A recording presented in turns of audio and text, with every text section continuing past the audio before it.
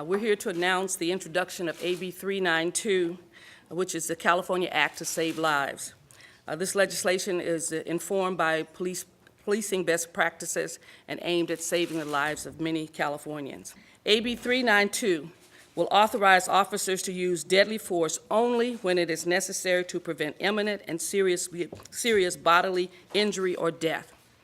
This means that they may use force only if there is no reasonable alternative, including warnings, verbal persuasion, or other non-lethal methods of resolution or de-escalation.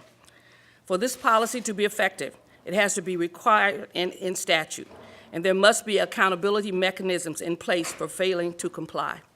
I am the uncle of Oscar Grant, 22-year-old young African-American male who was fatally shot in the back early morning hours of New Year's Day 2009 at the Fruitvale BART station by Johannes Mesley, BART police officer in Oakland, California. Two officers forced my nephew to lie face down on the platform with his hands behind his back, crisscrossed to be handcuffed.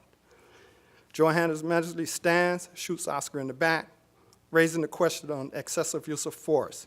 He was restrained, cooperative, and still was shot in the back because Officer Mesley perceived that he had a gun.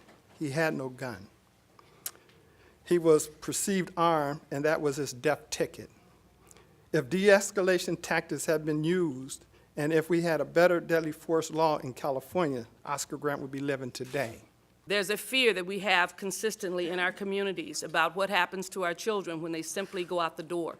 All families have that fear, that they will get hit by a car, or some accident, or some natural disaster. But it's even deeper pain if you're African American and Latino, because you know that all things can go right, and yet they go wrong. That they can be in the right place, they can say the right thing, they can have the right attitude when approached by an officer and still find themselves in situations that take their lives. That is unacceptable in California. That is unacceptable anywhere.